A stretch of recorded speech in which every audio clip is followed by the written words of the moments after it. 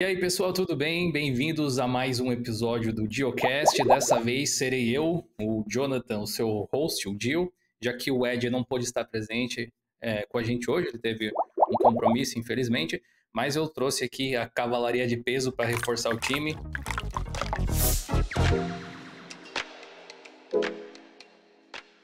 Fala pessoal, tudo beleza com vocês? Antes do Dio e os convidados começarem esse papo super bacana desse Diocast, eu passei por aqui para dar um recadinho para vocês. Aliás, a Tribe tem um recado para vocês. Por mais dedicação que exija, por mais intenso que seja, é preciso buscar a mudança para evoluir sempre. Como você, nós também valorizamos a mudança. Te ouvimos e evoluímos para criar ainda mais oportunidades. Somos a primeira e única escola tech com aulas ao vivo, pela manhã, tarde e noite. Com vários horários de monitoria ao longo do dia e projetos práticos que trazem a vivência do mercado para sua realidade. Flexibilidade para você organizar sua rotina e conciliar a intensidade dos estudos com o que é essencial para sua vida. FIT, Formação Intensiva Tribe. Encaixe seu futuro na sua rotina de agora. Cara, é muita novidade, hein? Vamos dar uma recapitulada aqui. Agora você pode escolher entre um dos 3 turnos para fazer as suas aulas ao vivo, além de escolher o período que melhor se adequa para você fazer as suas monitorias. Você também pode escolher os momentos para você consumir todos os conteúdos que a Tribe disponibiliza para vocês e fazer os projetos de acordo com a sua disponibilidade de agenda. E, além de tudo isso, você pode escolher entre uma das 5 opções de pagamento que a Tribe disponibiliza para você fazer a sua formação profissional. Mas não vai achando que as coisas ficaram fáceis só por conta de toda essa flexibilidade, não. O nível de qualidade do conteúdo e a intensidade necessária para você encarar essa continuam os mesmos. E para finalizar, na reta final da sua formação, você pode escolher uma certificação eletiva dentre as linguagens de programação que são mais demandadas pelas empresas no mercado de trabalho. E aí, que tal encaixar o seu futuro na sua rotina agora? Quem quer poder escolher, escolhe a Tribe. Raul, tudo bem com você? E aí, pessoal, beleza? Agora eu tô aqui de volta no Geocast, vamos. É um papo bem legal. E claro, estamos aqui com a estrela do episódio, Juninho da Pichau, uma das maiores lojas de hardware do Brasil. Tudo bem, Juninho? Tudo jóia, Dil, tudo jóia, Raul aí. Tudo jóia pra todo mundo que tá assistindo aí, né? Não sei se tá de manhã, noite, bom dia aí pra todo mundo, boa tarde. É um prazer participar aqui junto com vocês, né? Eu acompanho o seu canal já faz muito tempo, apesar de não ser como é que eu posso dizer, um usuário assíduo de plataformas abertas, um Linux da vida, uma coisa assim, né? Só fico mais naquela curiosidade, eu acho muito interessante o seu canal e sempre acompanhei, então é um prazer estar aqui junto com vocês. Obrigado por ter aceito o convite aqui. Não é sempre que a gente tem a oportunidade de falar com alguém que está por trás, talvez, de uma das maiores lojas de hardware do Brasil, como eu tinha mencionado antes. E eu tenho muitas curiosidades, amigo. Você prepara para metralhadora de perguntas aqui. Vamos! Mas antes da gente falar sobre a Pichau e sobre as aventuras do empreendimento em hardware no Brasil, assim, eu gostaria de conhecer quem é o Juninho, acima de tudo, Beleza. né? Quem é essa pessoa que se tornou a cara da Pichau? Da onde você veio? As coisas que você costumava fazer? O que era o Juninho pequenininho? Bom, o meu nome é Luiz Carlos, né? No final do meu nome, que é super comprido, ele tem o Júnior, então é por isso que o pessoal me conhece aí como Juninho, né? Eu nasci lá em 94, então peguei aquela fase ali daquele boom dos computadores, da internet, deu aquela caminhada toda ali nesse período ali, consegui aproveitar todo esse momento. Se tivesse nascido um pouquinho antes até, talvez teria aproveitado um pouquinho mais ainda, pegado umas coisas um pouquinho mais raiz, que eu acabei não pegando tanto, mas fui conhecendo depois. Eu nasci em Joinville, Santa Catarina, que por coincidência hoje é a cidade da Pichau, e é onde a Pichau tá, e aconteceu tudo isso. Eu fui pequeno ainda para Curitiba com cerca de 2 ou 3 anos e passei minha vida inteira no Paraná. Então, basicamente, sou de Joinville, Santa Catarina, mas fui criado a vida inteira no Paraná e fiquei lá em Curitiba até eu entrar na Pichau. Daí, depois que eu entrei na Pichau, eu vim com a Pichau para Joinville, mas foi lá que a gente se conheceu e começou esse namoro aí, basicamente, né? Eu sou um cara que o meu sonho quando eu pequeno era ser um paleontólogo, né? Eu gostava muito Olha, de que legal. biologia e paleontologia. Aí meu pai, belo dia ele falou pra mim, você vai viver do quê? Vai chupar os ossos que tu vai achar pra comer? Sobreviver? Deu aquele choque assim em mim, sabe? Caraca, não é verdade. Eu comecei aquilo, ele falou, não, vamos pagar um curso pra você ali, fazer negócio de informática, na época do TI, né? O cara de TI é o futuro, né? Todo mundo falava isso, né? Então vamos colocar essa ali fazer curso de informática, TI, que é o futuro. E de certa forma ele estava certo, né? Porque esse ramo ele meio que se tornou o futuro de tudo, né? Então ele acertou nisso aí. Aí eu comecei fazendo um curso, fiz um cursinho de informática. Um pouquinho antes disso, né, voltando até um pouquinho atrás, eu tive mais experiências já com videogame, mas foram poucas. Eu experimentei um pouco com o Nintendinho, era PlayStation, eu jogava na casa do meu tio, o Edinaldo. Vários videogames eu tive contato com jogos na casa dele, não foi comigo, porque eu não tinha na época. Mas daí eu jogava na casa dele. E ele, inclusive, é o meu tio, mas ele é um tio meio jovem, assim, sabe? Ele tem 41 anos hoje, a gente tem cerca de 12, 13 anos de diferença entre um e outro, mais ou menos, assim, eu não lembro agora. E ele é o meu parceiro ainda hoje, a gente vai tomar uma coisa, vai comer um churrasco, e direto tá junto no final de semana. Então, desde aquela época, eu continuo nessa parceria. E foi lá que eu conheci alguns jogos, jogava muito Mortal Kombat, Street Fighter. Nossa. Nunca fui muito fã de jogo de futebol, mas na época ele jogava um pouco de futebol com os outros, mas não gostava do PES, essas coisas assim, nunca fui muito ligado. E jogava futebol, tipo, de verdade também? Praticava esporte ou nem? Nada, nossa, eu nunca fui do esporte, assim, sabe? O pessoal adorava a aula de educação física, né? Ficava esperando a semana inteira passar ali pra ter o dia da educação física na semana.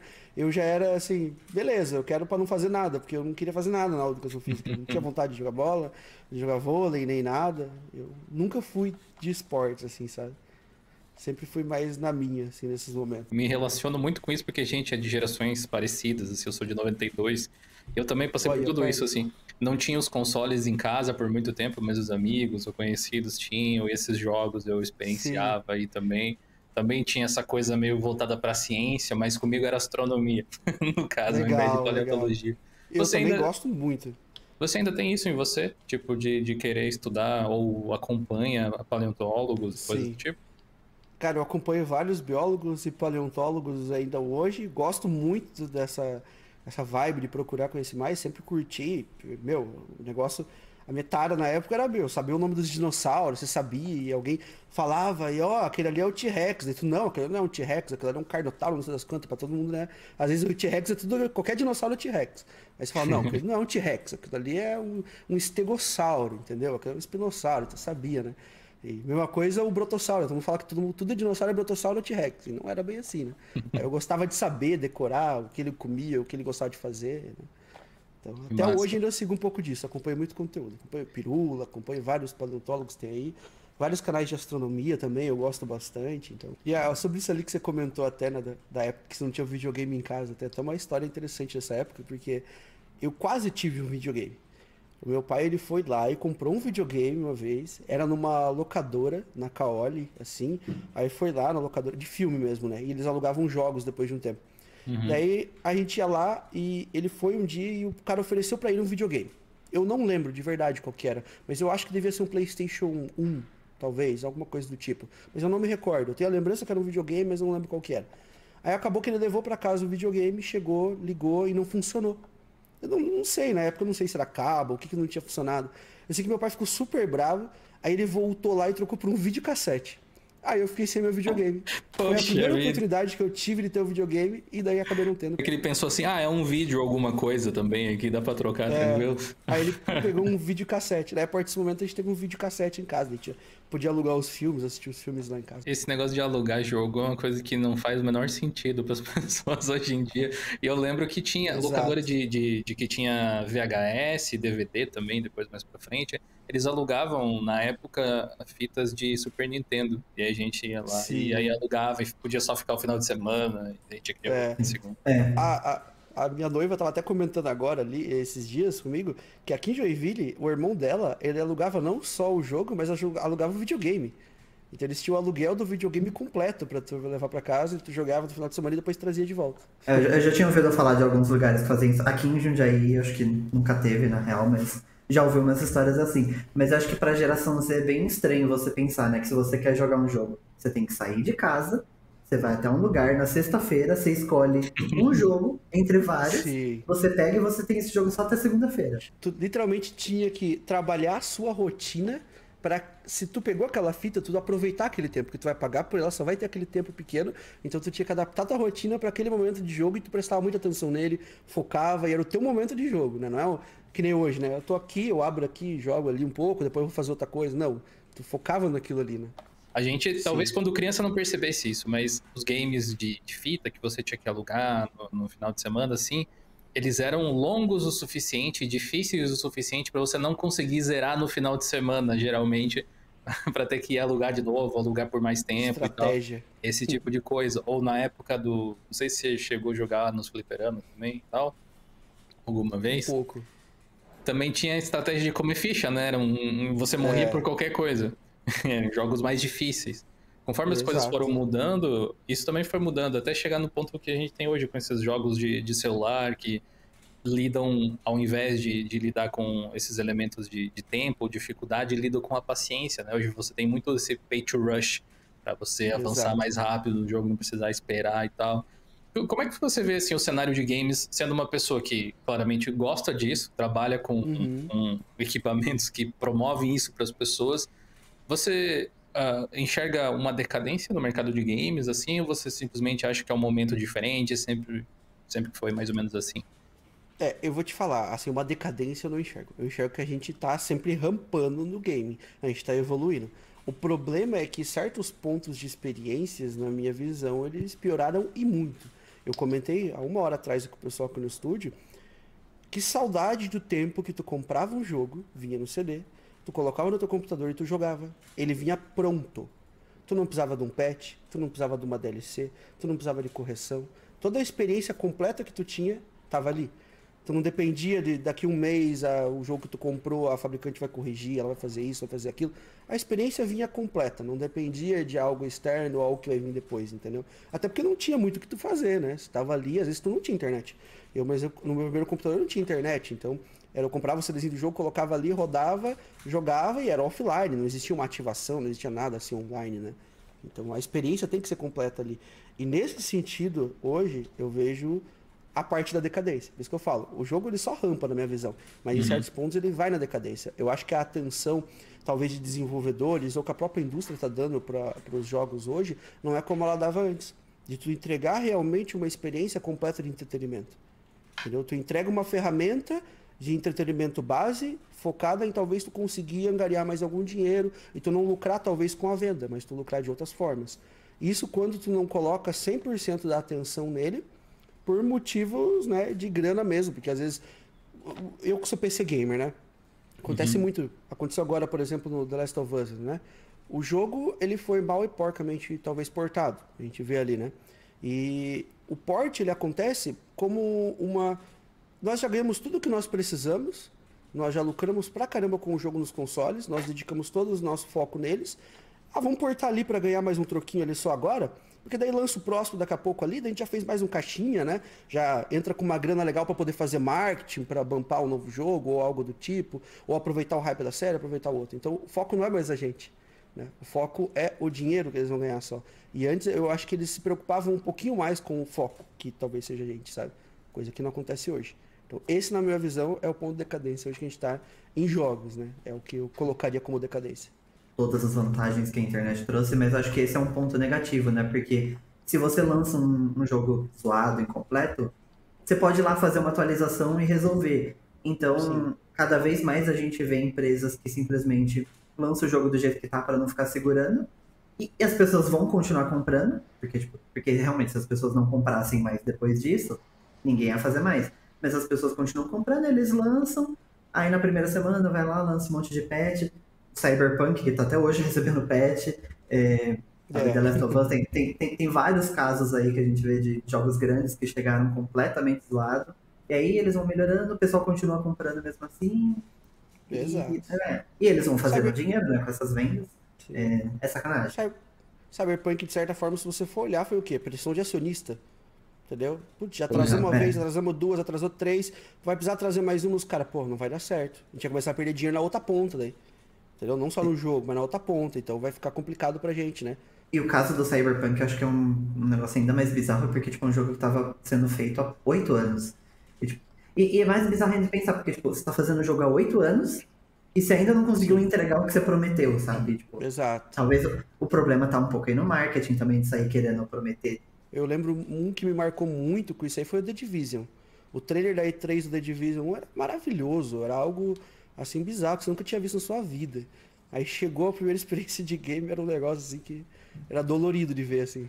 Um jogo que não tão recente assim também, mas que me causou uma sensação parecida foi aquele Anthem da EA. Também. Que eles Nossa, esse. tinham um trailer muito massa, aí você fica pensando, caraca, vamos Uhum. explorar as coisas. Aí quando lançou, tava todo bugado também, e o online tava zoado, o pessoal não conseguia conectar, e morreu, né, o Sim. jogo agora. O jogo de celular tem muito disso. Ele mostra um trailer super bonitinho na propaganda, tu clica no banner e vai ver um jogo 2D que não tem nada. Eu falei, caraca, meu trailer era todo de 3D, um boneco em terceira pessoa, e aí tu chega ali, uma visão de cima, não tem lógica. Eu acho que no caso do The Last of Us, acho que o mais frustrante é que, tipo, primeiro que é uma das maiores franquias da Sony, sabe? Eles Sim. deveriam estar tomando, tipo, o máximo de cuidado possível, porque, tipo, é The Last of Us, não é qualquer jogo deles, sabe? Saiu E, série até, né? assim, Não são todos então, os jogos que saiu fizeram série isso. com o Pedrito ou Pascal, né? E, tipo, sabe, já tinha que tomar cuidado aí. A Sony, ela já comprou uma empresa que faz porte para PC, que é uma empresa Sim. boa. E aí eles vão lá, eles contratam uma empresa que ela é conhecida por lançar os piores portes para PC, porque ela foi Batman. responsável pelo porte do Batman Arkham Knight, que tipo, teve que É. sair da loja e ficou alguns meses até voltar. Tipo, sabe, o histórico já é negativo. Aí você vai contratar justamente essa empresa para portar o seu principal jogo A que tá sua chegando no joia, PC. né? Não faz sentido, é óbvio que vai dar errado, sabe? Pessoal. Eu sei que esse papo tá muito bacana, mas eu tenho mais um recadinho para dar aqui para vocês. E dessa vez eu quero falar sobre o FinLink. O FinLink, como vocês já bem sabem, é uma solução que te permite compartilhar recursos de um servidor Linux para clientes remotos, sejam eles quais forem. Mas vocês já pararam para pensar em um cenário onde isso pode ser útil? Imagina o seguinte, se você tem uma pequena empresa que tem uma força de vendas, uma equipe de vendas, ou uma equipe qualquer que seja, que esteja remota, e vocês precisam que essa equipe, que esses colaboradores acessem uma aplicação que está dentro da intranet da empresa. Uma das formas que vocês têm de compartilhar é utilizando uma VPN e liberando um acesso remoto para dentro da sua intranet, tornando dessa forma um acesso bem simplificado. Uma outra forma que você pode fazer de maneira muito mais simples é disponibilizar essa aplicação na internet utilizando o FinLink. E dessa forma você tem uma estrutura muito mais simples que demanda de bem menos recursos e você não precisa ter diversas camadas de software para você gerenciar. Você pode gerenciar diretamente o FinLink com todas as permissões de acesso e segurança que empresas de grande porte como a Disney utilizam, por exemplo. Esse é só um dos cenários possíveis onde você pode utilizar o FinLink com sucesso. Se você quiser conhecer mais sobre o FinLink e outras possibilidades, acesse o link que vai estar aqui na descrição desse episódio. A gente teve um vídeo há um tempo atrás no canal do Linux falando sobre softwares em geral estarem ficando piores, né? E tem uma argumentação bem boa em relação a isso. Eu trouxe até algumas fontes lá de um dos caras que trabalha no Stack Overflow, falando sobre desenvolvimento de software de uma forma geral, e às vezes a gente esquece que games são softwares, basicamente, né? A gente É. às vezes compartimentariza, assim, esse tipo de programa num lugar diferente, mas eles são programas. E esse lance do continuous delivery, que tem de você sempre estar remendando e trazendo patch, gera essa possibilidade de você entregar uma ideia que vai sendo lapidada, entregar em early access, vender as coisas antes de estarem feitas. O próprio Cyberpunk, Sim. provavelmente, a primeira vez que o marketing falou dele era só uma ideia, não tinha nada realmente pronto para Exato. demonstrar, assim. Ou acho que o próprio Anthem, que eu mencionei antes, eles fizeram o jogo em cima do trailer, que eles mostraram para todo mundo dizendo que já tinha o jogo, né? Depois Aham. criaram em cima desse tipo de coisa. E eu confesso que eu tento gostar de jogos de celular, porque eu gosto da ideia da portabilidade, de Sim. poder me divertir em locais assim. E já teve um ou outro jogo de celular que eu parei e pensei assim, caraca, esse aqui é legal. Mas a maior parte deles é isso aí que você falou, propaganda enganosa, é uma coisa, Exato. da propaganda você vai baixar o jogo é completamente diferente, minado de anúncios e propagandas assim que Eu entendo que é para sustentar o jogo, mas eles quebram muito a forma com que você experiencia coisas, te tiram muito da imersão que aquilo te dá. E quando não tem isso, eles têm microtransações a rodo, assim, que você... Um monte. Eu não consigo, tipo, olhar uma dessas lojinhas e olhar que tem um íconezinho que custa R$800. Como é que Sim, aquilo uma pode fazer roupinha, algum sentido? Um monte de ourinho para você comprar um negócio, uma coisa assim. E claro, Sim. isso ofusca um pouco os games bons de Android que são pagos. Às vezes custa R$20, R$30. Tem vários títulos bem feitos que é uma experiência do início ao fim, tipo essas que você mencionou que são legais. Só que até no vídeo lá sobre desenvolvimento de software a gente menciona isso, as pessoas já não estão esperando, especialmente em termos de aplicativos, pagar por programas, por jogos. Eles esperam que sejam grátis. Então essa nova geração Sim. tem essa dinâmica que meio que retroalimenta essa motivação do mercado. E a gente fica com... A gente que experienciou jogos de um jeito diferente no passado fica com essa Exato. sensação meio amarga que o Juninho mencionou, de que, porra, tá sempre incompleto, tá sempre querendo alguma coisa de mim, tá sempre querendo meu dinheiro extra, alguma coisa assim. É o Nunca tempo é um jogo inteiro, que né? eu vou só abrir, jogar e me divertir, parece. Exato. Cara, uma coisa que funciona muito pra mim, isso vai até um pouco contra-intuitivo, talvez, mas eu jogo jogo velho, cara. A maioria dos jogos que eu me divirto e eu jogo muito são jogo velho. É tipo jogo de. Velho que eu digo de certa forma, né? Porque às vezes é de 6 anos, 5 anos atrás, 10 anos atrás, entendeu? Então eu costumo. Os jogos que eu mais me divirto são jogos mais antigos. Eu jogo, por exemplo, eu gosto muito de jogar o primeiro Assetto Corsa, que é o jogo de corrida. Pô, faz tanto tempo que já saiu Assetto Corsa Competição, já saiu não sei qual. Já saiu Veio um todos monte os de coisa patches que tem pra depois. sair também, né? Exato. Eu jogo ele hoje, eu não passo estresse, eu me divirto. Entendeu? Eu jogo Cities Skyline, adoro jogar Cities Skyline. Eu adoro os mods que tem nele, tudo aquele monte de coisa. Mas é um jogo antigo, cara, 10 anos eu acho que deve ter um jogo já. Entendeu? Então eu já corrigiu tudo que tinha pra corrigir. Qual outro que eu gosto muito? Você gosta Flight Simulator. de emuladores e coisas assim, de jogos antigos também? De console? Cara, eu não peguei muito. Aonde eu jogo mais emulador, que eu jogava alguma coisinha ou outra parecida, era de jogo mais antigo, era de console mais retrô mesmo, sabe? Tipo Nintendinho. Só que daí eu jogo no celular. É esse o tipo de jogo que eu já gosto mais no celular, sabe? Uma coisa mais simples que não vai te voltar pra uma super experiência futurista ou diferente, querer inovar no celular, sabe? Eu falo, não, ele vai me servir como só a telinha pra me jogar um jogo arcadezinho antigo, assim, sabe? Total. Ontem eu tava fazendo isso e eu me deparei, assim, depois de experimentar alguns jogos diferentes, eu tava querendo um jogo assim, eu preciso de um jogo que me deixe relaxar, que eu não tenha que ficar vidrado tentando entender todas as mecânicas do negócio pra realmente ser eficiente, porque eu sou um pouco competitivo comigo mesmo, às vezes. Então, quando tem algum jogo que tem mecânicas e estratégias, assim, eu costumo prestar muita atenção. Eu não queria algo que fosse Focar nesse muito. sentido. Um jogo que fosse fácil de jogar, que não exigisse muito reflexo, que eu pudesse jogar meio com sono, se fosse o caso, ou qualquer coisa assim. E me deparei com um jogo do Batman de Lego, de PlayStation portátil, pra jogar no celular também. Aham. Pluguei o controlinho ali e fiquei ali jogando, que é tipo um hack and slash, não, é um beat'em up. Você dá um soquinho, pula umas pecinhas que libera uma dopamina ali e tal. Sim. E é Não um precisa jogo de muito, né? fechado, não tem anúncio, não precisa baixar nada, não tá nada extremamente bugado, não tem gráficos super complexos, não tem uma história que eu preciso prestar super atenção. Pensei, finalmente Sim. achei um jogo pra me divertir sem pensar muito. Durante a pandemia, um jogo que foi mais ou menos na mesma ideia da tua, só que ele foi um pouquinho mais hard na estratégia. Que famoso de celular, na época bombou, era aquele Plank Inc., não sei se vocês viram. Plague Inc? Isso. Sim, Que sim, era sim. de pandemia, basicamente, tu tinha ali... Acho que eu joguei uma vez. Era do momento, né? Porque, né, tava todo, Sim. né, era o assunto do momento, daí tinha o jogo Aham. ali, né? E, cara, eu peguei ali, joguei assim e fiquei muito viciado, sabe? Em passar uma ou outra ali, era muito legal. Só que ele exige uma certa estratégia. Só que, olha, os jogos que eu pego no celular, eles são extremamente simples. Parece que quanto mais simples, ele se torna uma experiência melhor pra mim no celular. Sabe? Agora, quando tu começa a inventar muito no celular, pra mim já não... Por exemplo, tem GTA San Andreas pra celular, mas eu não gosto de jogar GTA San Andreas no celular. Não fica legal a experiência, sabe? Pra mim não rola. Eu só gosto de jogo que você consegue jogar com uma mão no celular. Eu não gosto de ficar simulando o controle na tela. Sim, Pra mim não vai. Eu gosto de joguinho bobinho, joguinho tranquilo, que você joga com uma é. mão, É, O celular sabe? pra mim é para a mesma ideia. passatempo mesmo. É joguinho de jogar no ônibus, sabe? Pra mim no celular é isso, sabe?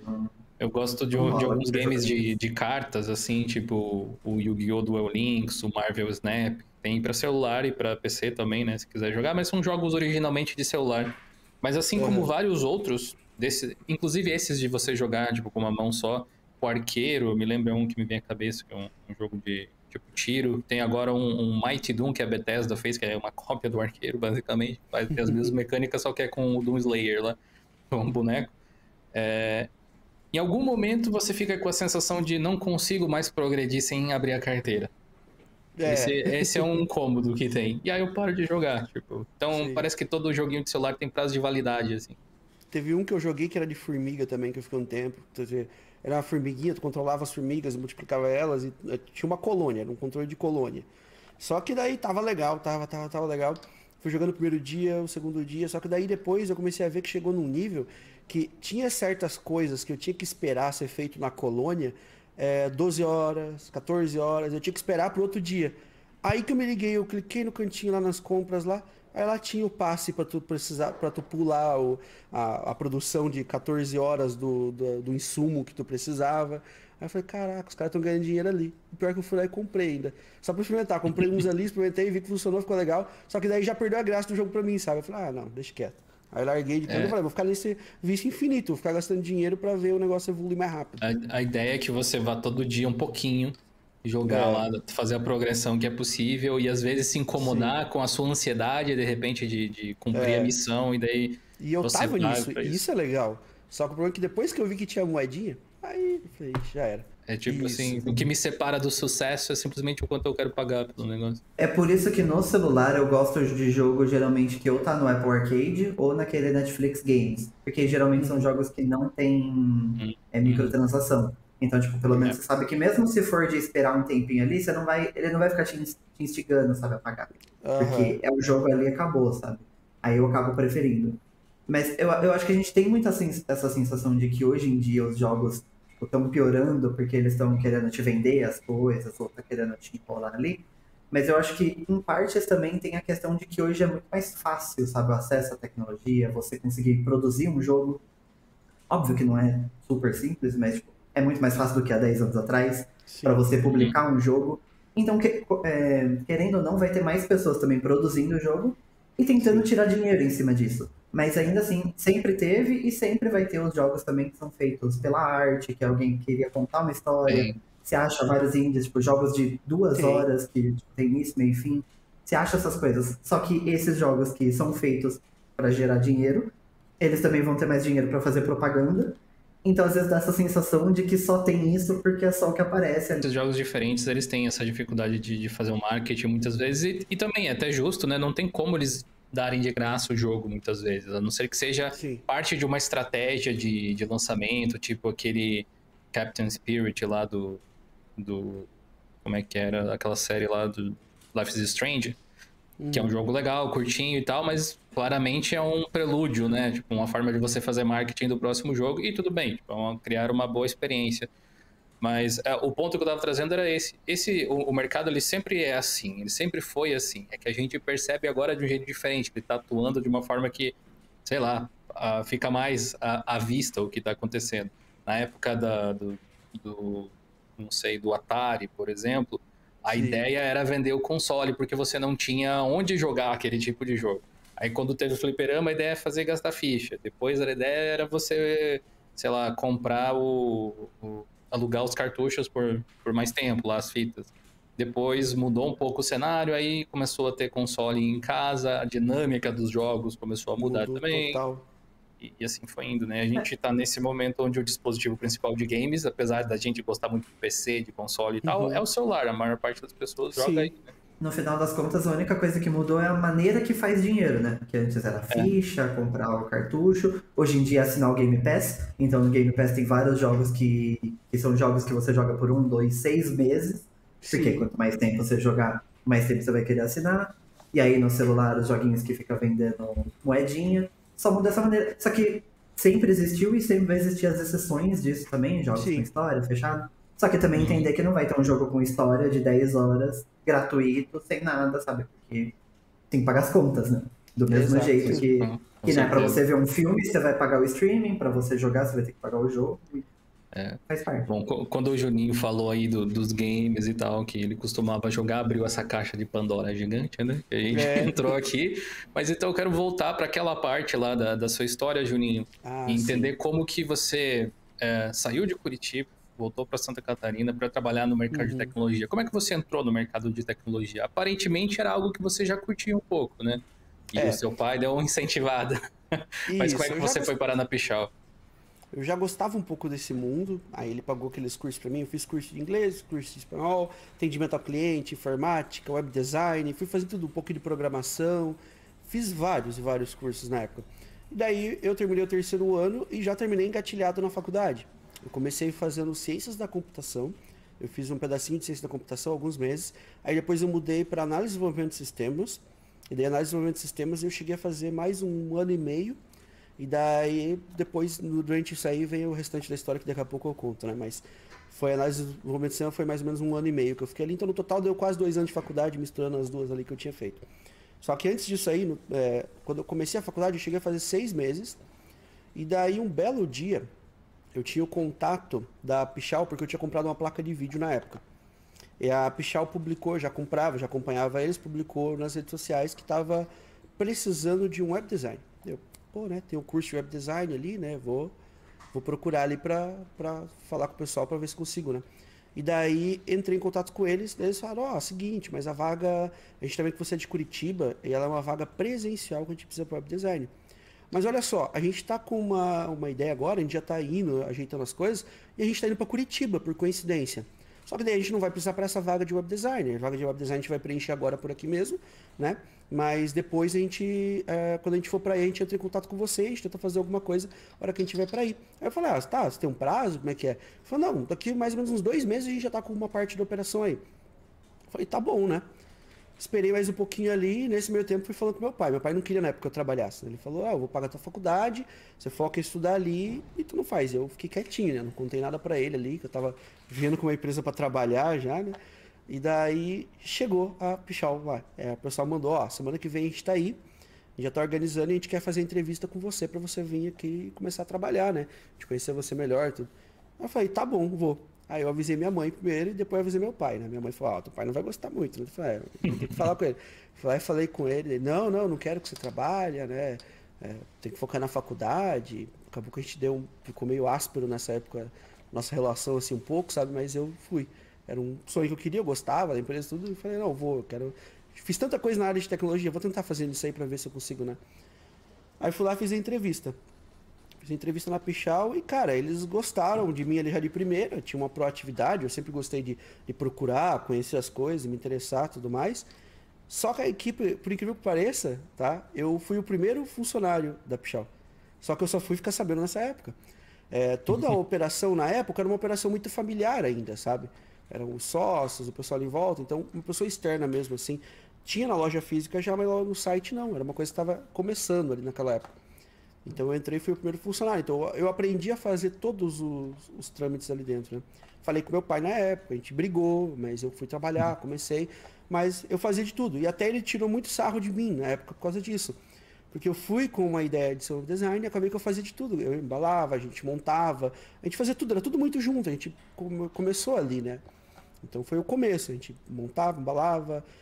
Não tinha parceria com os Correios na época ainda, né? Então era tudo pequenininho ainda, né? A gente levava as mercadorias no carro, passava uma a uma. Que época que era isso? Foi, que ano que era, mais ou menos? Cara, lá em 2011, 12, por aí, mais ou menos, sabe? Uns 13, 14 anos atrás, talvez, algo assim, sabe? Então não tinha uma parceria com Correios, nada ainda. Então, com o tempo ali, você foi, né, crescendo e tudo foi. E nesse meio tempo, nas experiências que a gente foi ali, a gente foi melhorando, a gente foi dando ideias, melhorando. Então, a gente não trabalhava, quando eu entrei, a gente não tinha computador montado. Então, depois a gente começou a trabalhar com computador montado, com a ideia de, tá, mas se eu posso montar separado, por que eu vou montar? Pô, mas às vezes o cara quer uma coisa montadinha, fechadinha, né? Então, a gente foi lá e liberou no site, deu super certo, vendeu super rápido. E a gente foi aumentando isso aí, conforme foi dando certo as coisas, que foi evoluindo, foi muito rápido, foi uma bola de neve, assim, sabe? Posso dizer assim que os últimos 12, 13 anos assim, foi literalmente uma bola rolando de cima de uma montanha. Né? Você não vê passar assim, foi muito rápido as coisas. E daí nessa brincadeira que eu comecei, trabalhei em todas as áreas da Pichau possíveis, tá? Desde de embalagem até a parte de gerência, e hoje eu fico dedicado à parte de canal, conteúdo, marketing, etc. Mas passei por tudo, tenho um pouquinho de experiência de cada coisa ali, basicamente. E posso te falar assim, né, que é legal você ver, né, a semente é uma evolução gigante, assim, né? Uma coisa que era pequenininha, que era ali única, hoje são, só que nesse que eu tô, são 5 barracões gigantes, assim, tipo, 10 mil metros quadrados, deve ter essa área total aqui, algo assim. Caramba. E lá atrás tem mais 5, entendeu? Então, é muito grande, assim, o nível que chegou as coisas. Você consegue, assim, desenhar nesse gráfico os pontos de curva para cima? Tipo, quais foram os momentos que a Pichau deu aquela embalada para valer? Aparentemente, assim, parece, né, que ela sempre Aham. teve um crescimento constante. Mas é Uhum. aquela coisa, né? Se você for dar uma aproximada no gráfico, dá para ver que teve alguns picos. Eu chuto, Sim. assim, com um certo nível de segurança que recentemente a pandemia deve ter ajudado a crescer um pouco as coisas, Sim. como ajudou com tudo. Mas antes mesmo, a Pichau já era grande. Então, teve algum momento, assim, que você consegue identificar, de repente, até da sua própria atuação dentro da história da empresa, que foi daqueles pontos de virada que você pensa, olha, agora que a gente está fazendo isso, melhorou bastante, sabe? Uhum. A gente, desde o início, sempre procurou trazer coisa nova. Então, a gente brincou no computador. Cara, eu lembro que no início, quando eu comecei a montar lá, a gente fala hoje de organização de cabo, né? De Uhum. computador, deixar tudo bonitinho atrás. Cara, na época não existia isso, sabe? Quando eu comecei, a galera meio que enfiava tudo lá dentro. E a gente trouxe, a gente começou a organizar os cabos, montava um negocinho mais arrumadinho, fazia enroladinho do cabo, fazia bonitinho. É o que na época era a moda, assim, já tava ficando, né? E é uma coisa lá de fora, nos fóruns da gringa já rolava, né? Na época era muito fórum, hoje em dia é grupo do Facebook, grupo do não sei da onde, então, mas na época eram os fóruns que rolavam muito essas brincadeiras, foto e etc. Então a gente sempre foi inovando. Nesses pontos, né, que a Pichau trazia de trazer alguma inovação, trazer alguma visão diferenciada, eu acho que o primeiro que eu senti mais assim foi quando começou a brincadeira de esportes. Por quê? Porque lá atrás todo mundo já jogava. Só que não tinha muita visão de esportes profissional como era antes. Na época a gente já enxergava mais ou menos isso. Tanto é que a gente fez um CT, um centro de treinamento, a gente foi um dos primeiros do Brasil a ter. A gente fez várias coisas voltadas a isso. Então, eu posso dizer assim, há 10 anos atrás, a gente apoiava eventos locais pequenininhos, sabe? Era Hanamachi, era evento ali em Florianópolis, era aqui em Joinville, era em Curitiba. Aí depois a gente começou a conseguir pegar uns eventos maiores, era em São Paulo. E a gente sempre levava computador, levava peça e a gente promovia campeonatos. Hoje você vê campeonatos gigantes, mas na época era campeonatos pequenininhos. Então, tipo, vamos fazer um campeonatinho de CS, de Dota. Meu, tinha muito campeonato de Dota. Fazer um campeonatinho de Dota ali. E daí nessa brincadeira a gente começou a ver que cresceu mais, porque começou a ter pessoas que jogaram ali nos nossos campeonatinhos pequenininhos, que quando depois de 3, 4 anos começou a virar essa cena do esportes, esses caras se tornaram maiores. Esses caras começaram a ficar grandes, começaram a entrar para times de verdade, competir em campeonatos. E esses caras estavam ali junto com a gente. Então era o cara que de repente fechou as primeiras parcerias com a gente. Era o cara que recomendava e trazia um outro player pra gente pra conversar e fechava uma parceria. Então ali foi um momento assim que eu senti bem legal. Foi aquela primeira virada do esporte, sabe? Porque a gente participou dessa curva. Então foi muito legal. A gente fez parte dela e a gente ajudou nisso. Então isso foi muito maneiro. Mas, Tanto em eventos aqui regional como eventos, né, fora também de estado e para outros eventos ali fora. E um grande, cara, que eu lembro assim de cabeça que a gente fez, que foi muito legal, já nessa segunda virada que deu ali, a gente participou de final de CSGO, acho que teve um Major, que acho que foi ali entre 2015 e 2020, foi entre esse período, eu não lembro agora o ano exato, que foi em São Paulo a final do Mundial. Foi ali em São Paulo e a gente participou no estádio e tudo. Teve o primeiro campeonato que teve final de PUBG no Brasil foi a gente. Eram mais de 150 computadores. A gente fez literalmente uma das maiores lampartes, acho que eu conheço no Brasil. Era um galpão com 150 computadores e os squads eram divididos ali realmente, em bloquinho. Tipo, aqui é um squad, tem 4 computadores, um time. Do lado tem outro squad. E assim ia, 150 computadores no barracão. Então era um negócio muito louco. A gente fez a semifinal pro Mundial. Que daí o Mundial acho que foi... Não lembro onde era, acho que era na Alemanha, não lembro agora onde era a final. Mas a semi foi aqui, a semi da América do Sul foi aqui em São Paulo e a gente fez essa brincadeira aí com a galera. Então todos esses momentos chaves ali de esportes, eu acho que deu uma impulsionada legal. E depois, eu acho que o segundo impulso gigante que teve foi com a ideia dos produtos. Quando a gente começou com a brincadeira de ter eu falo brincadeira, né, mas pra galera entender que é quando a gente começou com os produtos ali mesmo, né? pegou e falou, vamos ter uma marca para o produto? A gente começou com gabinetes, começou com coisas simples e foi evoluindo. Eu acho que aí foi o segundo boom. E esse boom, por coincidência, ele pegou bem o período da pandemia, um pouquinho antes da pandemia ali. Então, acaba que uma coisa leva a outra, né? Todo o mercado de informática, de maneira geral, todas as lojas, elas tiveram uma maior atenção durante a pandemia por motivos óbvios. As pessoas ficavam mais em casa, compravam mais computador, compravam mais cadeira, compravam mais monitor. Pessoas que nem tinham isso em casa passaram a ter pela necessidade de trabalhar em casa, etc. Então, todo mundo se beneficiou, né? Teve um boom geral. Só que, por coincidência, nesse momento a gente já estava há um ano e meio, trazendo produtos novos. Então, a gente juntou duas coisas e, assim, foi uma granada que você jogou, assim, sabe, aqui dentro. Fez assim, sabe? Deu muito certo. Você pegou um boom que já estava no mercado com uma ideia que você tinha de lançamento de produtos e cresceu muito. Então, o que era a ideia só minha de gabinete, do Gabriel, do outro, do Lucas, do Felipe, do Pichal, foi juntando várias pessoas para dar aquela ideia do produto, se tornou hoje em uma sala com um time de desenvolvimento. Então, hoje não é mais nem eu que do Pitaco, nem o outro. Hoje a gente tem uma galera especializada nisso, que fica o tempo inteiro procurando ideias, montando produtos novos, pensando o que vai fazer de novo. Então, tem, sei lá, 30 pessoas aqui naquela sala, ou mais ali, só pensando em linhas de produtos novos. Hoje são 4 marcas do guarda-chuva, e essas pessoas ficam pensando. Uma é voltada para energia solar, aí tem outra pessoa pensando em voltar em um produto de entrada. Pô, tem que trazer um produto que seja decente, legal, um produto de qualidade, mas tem que ser o mais barato possível. Aí tem o outro já, pô, esse aqui a gente já tem que pensar num produto mais premium, entendeu? Esse tem que ter um detalhe em Alcantara, né? Pro cara que é o mais barato possível, não vai fazer diferença se é uma Alcantara ou se é um tecido normal. Mas pro cara que é um produto premium, pô, tem uma Alcantara ali, a cadeira tem isso, tem aquilo. Então tem vários segmentos ali pensando em coisas diferentes nos produtos. Aí foi o segundo boom, sabe? Que daí é o que a gente tá hoje já brincando nele, surfando ele gigante, assim. Quais são essas marcas da Pichal, pra quem não conhece ainda? Provavelmente as pessoas já viram, mas talvez não sabiam que era da Pichal necessariamente, né? Sim, a gente tem a Pichal, que é a Pichal Game, focado em produtos já com uma experiência melhor, produtos mais premiums, né? Eu não diria nem experiência melhor, mas seriam produtos mais premium de maneira geral, porque a experiência a gente tenta trazer uma experiência legal para toda a linha, né? Qualquer produto tem que ter uma experiência legal, mas os produtos que a gente foca em trazer mais premium, trazer aquela visão diferenciada, muitas vezes, é nos produtos da Pichal Game. Então, a gente tem antes a gente trazia um modelo de SSD ali que era um pouco mais comum, mais na curva. Hoje a gente já tenta trazer, pô, esse SSD tem que ter um design exclusivo nosso. É a gente que vai fazer o dissipador dele, é a gente que vai projetar o dissipador, a capinha que vai em volta, a gente vai pedir para fabricar e a gente vai colocar no SSD. Vai ser a nossa visão de como tem que ser o dissipador do SSD ali. E a mesma coisa com uma cadeira. Hoje a gente já consegue ter o volume suficiente para a gente poder dar a nossa visão. Porque muito o pessoal pensa assim, né? Pô, mas qualquer coisa tu pode fazer do jeito que é. Não, não é bem assim, né? Você precisa ter um volume. Uma coisa que mudou, que eu percebi, que é isso que você está descrevendo, é que assim, existem esses produtos white label que muito mais marcas que as pessoas se dão conta utilizam. Não é nenhuma prática incomum nem nada, e não é um problema. Porque vocês provavelmente foram lá e observaram a qualidade e decidiram, aqui vai a nossa marca, a gente tá... É meio tipo, esse é o atestado de que é um produto legal.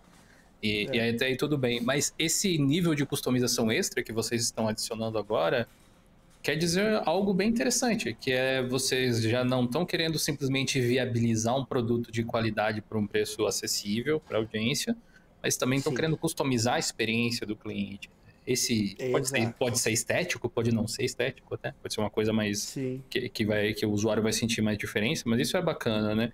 Essa evolução só é possível graças a volume mesmo. Esse tipo de... Você crescer, é porque imagina, hoje, se você traz essa garrafa aqui, você quer que ela tenha, ela pode ter isso aqui, ela pode ter o papelzinho verde com branco, pode ter a golinha, a tampinha, tu pode mudar a cor, tu pode fazer ela de várias formas diferentes, isso aí é mais simples. Agora, a partir do momento que você fala, ó, quando eu trouxer essa garrafa, eu quero que ela tenha o furo aqui dentro, moldado dentro do plástico, para você preencher o dedão e o dedinho aqui, ó, para quando você tomar ela ficar presa assim, já se torna um nível de customização que a fábrica vai falar, ó, você vai ter que ter uma forma, você vai ter que ter um isso, vai ter que ter aquilo lá. E pra gente fabricar, a gente não vai fabricar 100. A gente só vai fabricar se você pegar 10 containers. A gente tá falando de 10 mil produtos, a gente tá falando, entendeu? É algo muito grande. Seja para tu trazer, né, tu tem que segurar esse rojão, né, essa bomba, e ao mesmo tempo tu tem que dar conta de escoar isso, né? Tu tem que funcionar. né? Basicamente, tem que ser uma coisa muito certeira, porque se não funcionar, é 10 mil produtos, né? Não é fácil da brincadeira. Aí tem que enterrar no deserto, igual os negócios lançam as fitas do EP. Né? E quando a gente fala, sei lá, de uma cadeira, por exemplo, Sim. sei lá, 10 mil cadeiras é muito espaço, sabe? Então, Quando eu falo que você tem que garantir que vende. Exato, são 5 barracões desse lado e são mais 5 barracões do outro lado. E a gente tinha um outro lá no centro ainda e um outro perto da B. Então, é muito espaço, sabe? Justamente porque tem itens que ocupam mais espaço. Cadeira, gabinete. Tem coisa que é pequenininha, mais fácil, mas tem coisa que é muito grande, né? Ocupa muito espaço, realmente. E hoje em dia você não lida tanto com essa parte da logística tão diretamente, mas imagino que você já tenha feito isso, né? No passado. E você consegue, tipo, passar pra galera um pouco de como é esse trabalho de... Como é que você consegue produtos, digamos assim? Não só esses de marca própria, mas produtos em geral. Como é que eu importo processadores da Intel, da AMD, placas-mãe, placas de vídeo e tal? Porque existe muito comentário, assim... muito comentário apaixonado até, eu diria, que não entende por que o preço continua o mesmo, se o dólar subiu, se o dólar baixou, por que o preço está assim, assado. Não entendem muito como funciona a estrutura, a cadeia, né, de econômica mesmo, que vai culminar no preço que você pode ofertar para o cliente e tal. Como é que é um pouco disso para a galera? Quando a gente vai trabalhar com um processo de importação, por exemplo, completo de algum produto, o pessoal pensa assim, né? Eu vou trazer aqui, que nem tu comentou, o dólar baixou, e por que o produto não baixou, o dólar subiu? É que nem eu acabei de mencionar para vocês, são 10 mil produtos. Essa semana mesmo a gente estava conversando sobre uma ideia de um gabinete, só que essa ideia desse gabinete, se ela se concretizar, é um gabinete que vocês só vão ver no ano que vem. Mas não é que vai ver no ano que vem porque a gente vai pedir para fazer no ano que vem, é que a gente está pedindo agora. A gente está falando com eles agora, a gente está projetando agora, e está falando, vamos fazer, vamos alocar o espaço. Então, é todo um processo de importação, de fabricação e etc., que vai ser para vender no final do ano ou no início do ano que vem. Então, é muito tempo. Imagine quantas variações de dólar, de preço para cima, para baixo, quantos problemas políticos já tiveram no meio, problemas de mundo mesmo, pandemia, um terremoto não sei aonde, uma fábrica na China que pegou fogo. Quanta coisa aconteceu no meio desse caminho, de uma ideia que a gente teve agora, pediu agora, e vocês só vão ter em mãos lá no ano que vem. E daí quando chegar, são 10 mil produtos. Olha o tempo para você escoar, né? Tem produtos que têm demanda muito maior e sai muito mais rápido. Tem produtos que escoam durante meses ali, né? Então, durante todo esse período, imagine, a gente está falando de um processo de um ano. Desde o período da tua ideia, de fabricar, de chegar ao produto e, às vezes, dependendo do tipo de produto, de escoar, né? Aqueles produtos todos. Então, durante todo esse período, você acaba ficando preso a um valor, né? Você acaba ficando preso a um valor que foi aquele valor início. Se você deu o azar de ser um valor extremamente alto que tu pegou na época, tu vai, né, ter que vender muito mais barato. Às vezes tu vai ter que perder dinheiro, não foi um bom negócio para você, né? Agora, quando você pegou num valor médio ou um valor baixo, sim, daí você consegue ter um lucro melhor, você consegue vender de maneira mais saudável, né? Porque é isso que o pessoal não entende muitas vezes, né? Lucrar não é ruim, né? A empresa ela só existe porque ela está lucrando, né? Se ela tiver algum lucro, ela vai conseguir existir, vai conseguir continuar trazendo coisas, né? Então você precisa que seja saudável essa relação. Você precisa ter dinheiro para você pagar as contas, para você ter dinheiro para fazer desenvolvimento, para você ter dinheiro para daí sobrar alguma coisa, né? Para a empresa, de certa forma, de lucros e etc. Então o processo ele é longo. Agora, sobre os produtos, que era isso que eu queria falar aquela hora, de como que entra o produto, eu acabei me perdendo ali. Isso foi um dos booms da Pichau. Por quê? Quem lembra 10 anos atrás como é que funcionava no Brasil? Tu queria uma ASRock Fatality top de linha para overclock. Como é que tu conseguia? Não tinha no Brasil. Né? Era o técnico ali do teu bairro que tinha aquelas peças, o mais simples, o 2 O rapaz que ia pro Paraguai, se tivesse lá, né? Isso aí que eu queria te falar agora. Como que tu conseguia? Não era o Paraguai? A galera queria o produto do Paraguai. A China de hoje, que o pessoal fala, era o Paraguai lá de trás. Então, essa história de existir uma opção mais barata, que o pessoal conseguia sem pagar o imposto, não é novidade. Às vezes o pessoal que é mais novo, né, acha que era uma novidade, mas não, sempre existiu. Né? Isso nunca foi um problema pra gente. Porque, na verdade, lá atrás foi uma solução. Por não existir, né, a possibilidade de você ter produtos diferenciados, a gente trabalhava com o que o mercado nacional trazia. Ou seja, os fornecedores que tinham no Brasil na época poderiam fornecer para a gente. Só que eram produtos mais, como eu posso dizer, equilibrados. Eles tinham medo de arriscar. Porque o fornecedor não trabalhava só com o produto da informática, ele trabalhava com o produto do outro, não sei o que lá, de geladeira, blá blá blá, era um monte de coisa. Ele fornecia para N lojas de vários segmentos. Então ele falava, pô, mas o cara da informática ali quer arriscar, por que eu vou trazer esse produto aqui, daí não vai vender, eu vou ficar aqui, depois vai me dar trabalho, eu vou ter que dar em desconto para ele poder tentar vender aquilo ali. Ou seja, o fornecedor ficava com medo. Só que a gente queria, né, avançar nessa brincadeira. A gente falou, cara, todo mundo tá trazendo de lá, tem que ter esse produto, vende. Se eles estão comprando lá é porque tá vendendo. Mas pode ser que não esteja vendendo a quantia ainda. Por quê? Porque às vezes vai ficar caro, ou às vezes é muito nichado, ou às vezes não virou ainda a ideia da coisa, né? Tipo o gabinete aquário. Gabinete aquário que hoje é na moda, aquele gabinete quadradão, aquário todo de vidro, né? Eu, há 5 anos atrás, eu tinha um gabinete aquário aqui. Mas o problema é que na época não era o momento ainda, talvez, dele. Não tinha virado. Hoje virou, né? De um ano pra cá a gente vê que é a moda do gabinete aquário. Mas há 4 anos atrás, 5 anos atrás, eu mostrava, todo mundo ficava, tu tá louco, né? R$1.800 num gabinete aquário? Como assim? Você gastou tudo isso? E a gente vê que hoje virou a nova moda, né? Da galera aí. Mas voltando ali, né? Então a gente brigou com os fornecedores para assumir certos riscos e, de certa forma, divididos os riscos. Então, uns riscos divididos. Parte nossa, parte deles, para a gente trazer esses produtos diferenciados. Até que chegou um momento que a gente estava tanto nessa brincadeira de querer trazer o produto diferenciado que chamou a atenção de certas marcas. Marcas que não olhavam para a gente. Então, se tinha uma Intel, uma AMD, se tinha várias marcas grandes que antes não olhavam para a gente. Só que a partir do momento que você começa a ter uma pequena representação ali dentro, chamando a atenção para produtos que talvez aquela marca já teve interesse em trazer. Só não teve o cara que queria arriscar, porque o fornecedor às vezes não queria arriscar. E ela falou, olha, esses caras ali estão querendo fazer uma coisa diferente. A gente quer vender isso aqui também ali, mas ninguém antes queria. Então agora a gente tem a oportunidade, né? E marca nenhuma gostou de ter a evasão, né, do canal, né? Que é um país comprar do outro, às vezes não pagar imposto. Para nenhuma marca é interessante isso. Eles querem que, se tiver a venda, eles querem fornecer o suporte ali dentro, tudo ali dentro, pagando imposto ali dentro, para eles poderem ter o cálculo de RMA para aquele país, para aquele produto, para poder pagar a verba de RMA, tudo certinho, né? Tem que ser um pacote fechado, né? Tu não pode ter vazando para outros países. Às vezes nem parece, mas acaba sendo menos complexo, né? Para quem faz esse tipo de administração. É mais direto ao ponto, digamos. Exatamente. Aí a gente chamou a atenção desses caras, começamos essa conversa mais próxima e a gente começou a trazer, né? Só que daí a partir desse momento a gente teve que começar a ter riscos maiores, trazer volumes maiores e a brincadeira teve que crescer, né? Porque a Intel vai trazer o processador, pô, tem que trazer uma quantidade grande, a AMD também.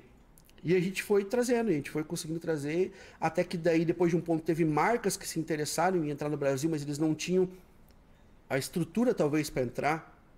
Putz, a gente não tem, a gente não sabe se vai dar certo ainda, então a gente não quer toda a estrutura. Então a gente assumia esse BO, sabe? A estrutura tá aqui. A gente tem o marketing, a gente tem o estoque, a gente tem todo o processo para funcionar as coisas ali. Então você traz para cá, a gente faz a distribuição e você vai ter a tua marca aqui no Brasil também. Então, a gente começou a fazer. Então isso aí foi um outro momento de boom, né? Que a gente deu eu sei que não é só a gente, porque ao mesmo tempo que tava a gente, várias outras também foram fazendo. Porque a partir do momento que o mercado é extremamente fechado. Todo mundo quer. Tu abrir um pouquinho aqui a garrafa, vazar um pouquinho de gás, todo mundo que tiver oportunidade, tiver com a visão também, ele vai querer aproveitar um pedacinho daquilo ali. Né? Então a oportunidade que às vezes a gente está tentando abrir, ela é abraçada por outras pessoas também. E tudo bem, é assim que a gente quer. Porque quanto mais representar o mercado aqui dentro, mais coisa a gente consegue melhorar e trazer. E foi só por isso que a gente consegue hoje ter muita coisa aqui dentro do mercado inteiro. Marcas, garantias diferenciadas e etc. Né? Coisa que a gente não tinha antes, né? Então, esse foi um dos booms que acabou acontecendo. Meio que vocês cortaram o intermediário, né? Ali acabaram matando no peito a responsabilidade. Mas ser empreendedor no Brasil, assim, requer coragem, né? Pelo amor. E é isso que às vezes a pessoa não entende ali, né? Eu também posso fazer. Você pode fazer. O importante é você ir lá fazer, correr o risco. Mas tem que entender que é um risco, né? A gente não tá falando de coisa aqui, né? É muito grande, né? Seja quando você compra no mercado interno para vender na sua lojinha, seja quando você traz de fora um volume maior para você fazer sua venda também, seja quando você quer desenvolver algo do zero, um produto diferente, algo que não sei se vai dar certo, mas você acha que vai dar, você tem a visão, né? Tudo é risco, né? Aí vai você calcular e querer correr ele para trazer, mas se dá certo o resultado é muito bom, né?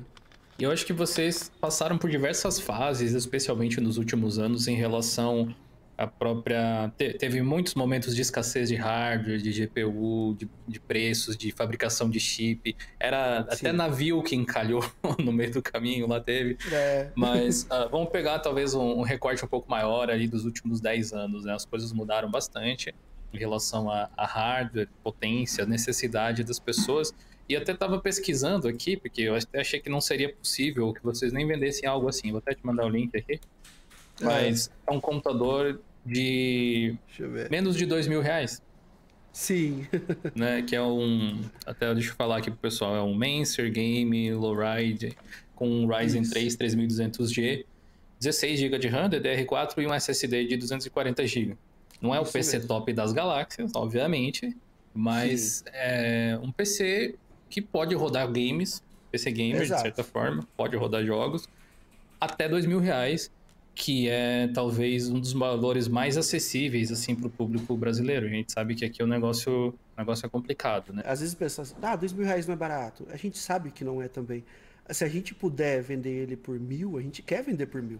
Se a gente conseguir vender ganhando dinheiro, mantendo uma empresa por R$1.000, a gente vai. Se a gente vende hoje por 2.000, é porque 2.000 tá englobado o custo do produto, que a gente comprou os itens, o custo, seja de, como eu posso dizer, de operacional, né?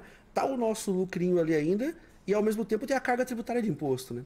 Então, a gente sempre quer mais barato, né? A gente Claro. sempre quer mais barato. Mas Mancer é uma tem que das ser- marcas da Pichau também? Ou não? É uma das marcas da Pichau. A gente falou muito sobre Pichau Game, acabou que a gente acabou vazando ali, né, do Sim. assunto, mas Pichau Game é a marca que acaba ficando no segmento um pouco mais premium. A Mancer é um produto focado 100% ao público gamer, de maneira geral, para atender bastante volume, mas com ideias legais, diferentes. A gente testa muita coisa bacana ali, sabe? Traz umas ideias diferentes. Tem produtos de excelente qualidade, então tem de tudo. Tá? Tem gabinete, tem fonte de alimentação, tem a placa-mãe hoje em dia já também, tem memória RAM, tem ventoinha, headset, teclado, tem de tudo um pouco. É para literalmente montar um setup gamer completo com produtos Mancer, né? Você tem a TGT. TGT é a marca que a gente foca em trazer produtos com um apelo, né, em preço muito maior.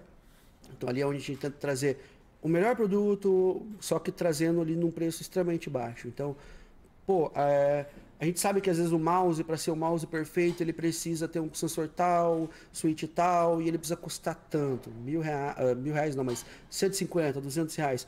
Mas a gente sabe que tem também, às vezes, o cara que ele só quer o mouse para literalmente utilizar, e ele quer que tenha a estética gamer, quer que tenha a pegada gamer, e quer que tenha o mínimo, quer que tenha um padrão certo de qualidade pro gamer. Então ele quer que tenha um LED, ele quer que tenha uma pegada legal, ele quer que tenha um botãozinho. Só que ele não precisa, às vezes, do sensor mais top que existe no mercado, e às vezes ele não precisa do switch mais top que tem no mercado, ele só precisa de algo mais barato que atenda ele. Então a gente vai lá e fornece um mouse às vezes, por R$80, por R$60, por R$40, como já teve casos ali, que é para atender diferentes públicos. Eu digo sempre assim, não existe produto ruim, né? Existe o produto que às vezes não está adequado ao preço. Aí ele se torna um produto ruim. Concordo, né? 100%. Então, às vezes você tem um produto aqui que é R$40. Espera, mas tu tem algum outro produto no mercado que tu compra por R$40 que entrega melhor do que ele?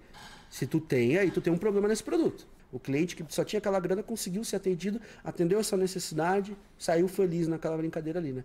E a gente sabe que ele não é o mesmo mouse que vai servir pro cara que é pro player, pro cara que, né, às vezes é viciado em jogo, que é o menor milissegundo possível, né? Só que daí ele acaba pagando mais por isso também. A Zinnia, ela é focada hoje em muitas inovações que estão acontecendo no mundo, seja de casa inteligente.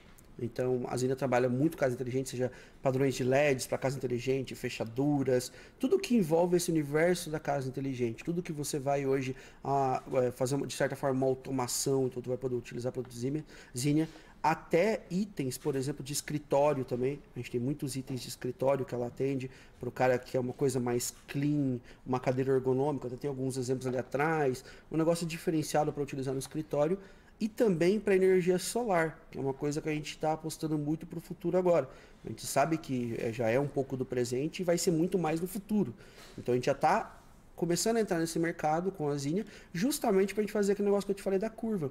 Sabe? A gente pegou o boom do eSports, a gente trabalhou com ele, né? E hoje a gente está querendo também trabalhar com uma das nossas marcas, com o boom da energia solar, desse padrão de casa inteligente, sabe? Então a gente quer aproveitar todo esse cenário. Então a gente tem uma marca dedicada para isso. Então hoje, se você olhar na nossa marca, a gente tem os painéis solares, já as placas, tem os inversores, tem todo o kit para você montar. Tem os kits prontos no site para você colocar na sua casa, sabe? Com várias placas dimensionadas para vários tamanhos. Então ela tá buscando para esse lado, sabe? Do mundo verde. Eu não sabia que a Zinnia tinha isso. Recentemente a gente fez um unboxing, teste de um dos monitores da marca no Linux Labs, no dos nossos canais.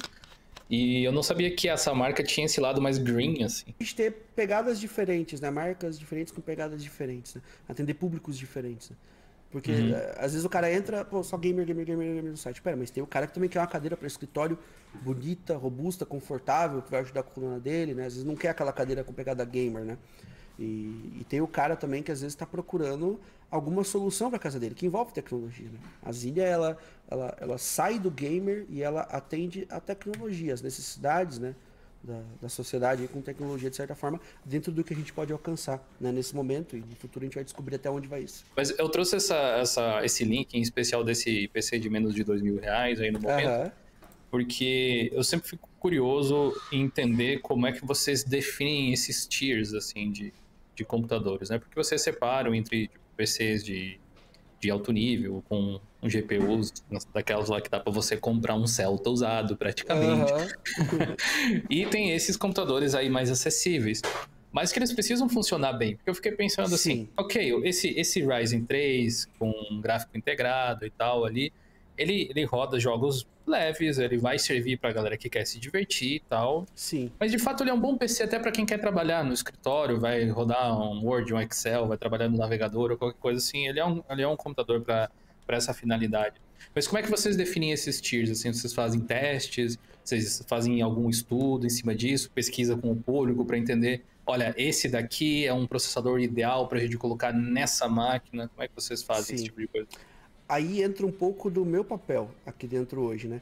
Que a gente foi sempre idealizando e montando as configurações. Aí, a que ponto, que momento que entrou o canal? Foi mais ou menos há 10 anos atrás.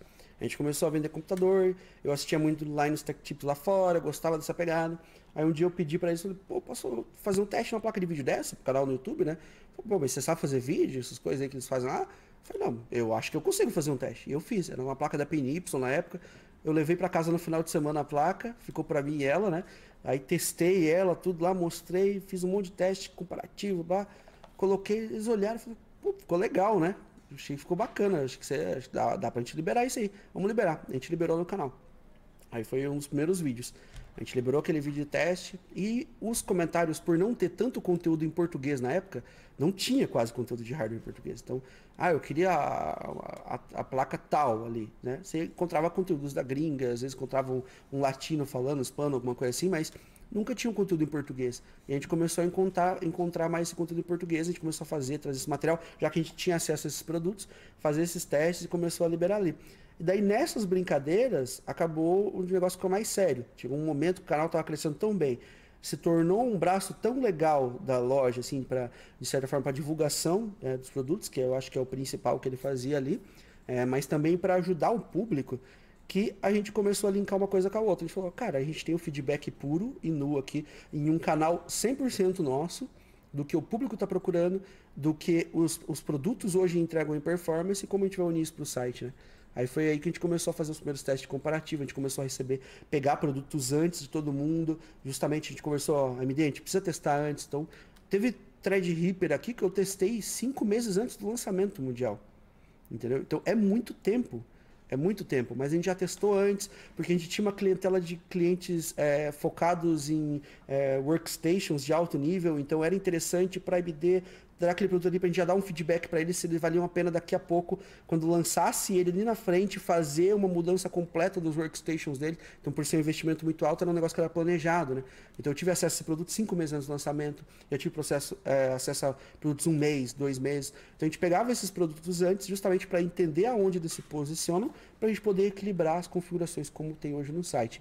E o que eu tento fazer hoje, e a equipe lá em cima faz na montagem dos computadores, é atender 100% dos níveis. A gente sabe que existe uma tiração de sarro gigantesca, né? Às vezes o cara olha aqui o computador e fala bem assim, como assim, um computador gamer e não tem uma placa de vídeo? Vocês não sabem o que vocês estão falando. É muito fácil você olhar para esse PC assim e dizer, bicho, os caras nem sabem o que estão dizendo aí, o Gil chamou aquilo de um PC gamer e tal. Eu sei o que você quer dizer. Mas entenda. Eu sei exatamente o que você quer dizer. Eu sei que ele não tem uma placa de vídeo. Porém, eu também entendo que o gamer, às vezes, é o cara que joga CS. E tem gente que pede um computador só pra CS. Por que eu vou oferecer um computador de R$4.000, R$5.000 para ele, se o foco único exclusivo dele às vezes era CS e rodar atividades básicas, Office, do cotidiano e etc. Por que eu vou fazer ele gastar R$3.000 a mais se ele pode ter esse computador aqui que vai entregar tudo o que ele pode, tudo o que ele precisa ali de maneira perfeita? Ele vai rodar o CS dele a mais de 100 FPS, do jeito que ele quer. Ele vai rodar o pacote Office que ele precisa. A mãe dele vai poder usar o computador. E se futuramente ele quiser, eu quero virar um gamer mesmo, eu quero experimentar outros jogos, ele tem margem para ele fazer um upgrade. Porque uma das coisas que acontece aqui não importa que o computador ele é simples, ele é barato, ele tem que partir de um certo ponto que é a qualidade dos produtos. Então não existe o 3200G da AMD Ryzen de segunda linha. O 3200G é o 3200G. Ele é igual e ele sai da fábrica daquele jeito para todo mundo. Então ele tem um foco de mercado, ele tem um nicho para atender. E é esse nicho que a gente traz aqui. O que a gente poderia, às vezes o pessoal pensar, você vai colocar uma memória super baratinha, o outro, não. É produto de qualidade. Se você olhar a descrição desse computador que você pegou como exemplo ali, ó, eu estou olhando ela aqui agora, a placa-mãe é o MA520, que é o chipset que casa com esse processador. Só que é uma Asus Prime. Pô, é uma marca conhecida, que a gente sabe que dá garantia, que a gente sabe que tem produtos de qualidade. Você não está usando a placa-mãe, ninguém sabe o que é, entendeu? Da onde que é, como que é e como que foi. É uma placa-mãe de uma das marcas mais renomadas que a gente tem hoje no universo do hardware. Então não é porque a máquina é baratinha que vai utilizar um componente de baixa qualidade, não. A gente preza pela qualidade, até porque a gente não tem por que oferecer um produto para vocês que a gente às vezes tem uma qualidade duvidosa, a gente sabe que pode dar problema, porque se der problema para vocês, é prejuízo para a gente. Cada vez que a gente manda um computador para você, a gente precisa fazer voltar esse computador para cá por algum motivo, se acaso ele apresentar algum problema, para a gente não é interessante. O frete que a gente paga fazendo o teu computador voltar, muitas vezes é o lucro que a gente ganhou no computador. Então, ou seja, zerou, a gente não teve mais lucro. Entendeu? É uma venda que a gente perdeu, de certa forma. Você está ali com o teu computador, mas a gente perdeu aquela venda. Então não é interessante que o produto volte. Tem que partir de um ponto de qualidade. Entendeu? Memórias. É 2 memórias XPG, uma marca top, que a gente sabe, voltada para o mundo gamer. São 2 memórias em dual channel, que é o que pede para um processador como esse para entregar melhor performance. A gente fala de SSD, tem um SSD 240. Não precisaria ter um SSD nessa máquina. Poderia ser um HD, já que o foco dela é mais baratinho às vezes, mas a gente pensa, tem que dar uma dinâmica, uma experiência de tornar uma máquina rápida, responsiva. Então coloca um SSD ali, já que hoje você consegue colocar praticamente no preço de um HD, uma fonte de 650 a 80 Plus bronze, entendeu? Uma fonte de 650, ela tem margem para você colocar até uma 3060, entendeu? Você tem margem aí pro upgrade tranquilamente depois. Por isso que eu falei, me chamou a atenção porque me pareceu uma máquina muito bem pensada, assim. Realmente não é, vamos ver as peças que sobrou aqui, vamos botar nisso aqui, sabe, pra montar. E é o que eu digo, existe para todos os públicos. Você não precisa olhar para essa máquina aqui e falar, você tem um 3200G, tá falando que é gamer. Pera, mas eu não vendo só esse PC, eu tenho mais 300 PCs no site. São 300 opções dentro de um leque. Tu tá pegando uma opção e tu tá falando que ela não é a correta. Pera, tem uma que é para você provavelmente. É que às vezes tu não encontrou, tu não procurou no site ali, mas tem. Da mesma forma que o cara pensa assim, pera, mas eu não preciso jogar. Eu só quero acessar o Office ali. Tem uma versão no site desse mesmo computador que ela não vai ter 16 GB, que ela vai ter 8 GB. E que provavelmente ela não vai ter, às vezes, o SSD de 240, às vezes ela vai ter o de 120. Que às vezes o cara não vai instalar nenhum programa, não vai instalar nenhum jogo, não vai instalar nada. É só para acessar a internet, o Office e o pacote básico ali dele. Então, existe essa opção. E o cara vai olhar e falar, como é que você coloca essa máquina no site e você quer me vender como gamer? Teve várias vezes em vídeo que o pessoal comentou, ou em publicações que eu fiz, o cara veio discutir comigo, nossa, você tá chamando isso de gamer? Eu falo, primeiramente que, em momento algum, eu falei que aquela máquina era gamer. Eu ofereci uma máquina barata para você comprar ali até X valor. Entendeu? Com a proposta que você vai colocar nela. Tá ali descrito o processador, você não tá comprando as escondidas. Que a gente vê que teve uma época no Brasil que acontecia muito isso, né? Às vezes você ia num site, varejo, geralmente nos varejistas grandes, né? Você ia lá. Às vezes o Mercado Livre até hoje tem. Tipo, compra o PC gamer, ele é cheio do design e tal, assim, mas não explica o que tem dentro, né? É um gamer i5 com placa de vídeo gamer de 4 GB. Né? O que é? Aí você vai ver uma GT 710 com um processador i5 de 2010, né? Um dual core, quad core lá de trás, né? Ele não mentiu na spec, realmente tá ali, né? Tinha uma placa de 4 GB e tinha um processador i5, mas a que nível que é? Aqui não é nada escondido, né? Tudo é na transparência. Você pode olhar lá no site, você pode procurar, você vê na descrição, tá descrito todos os itens que vai ali, né? Então você entende, você sabe o que você tá comprando.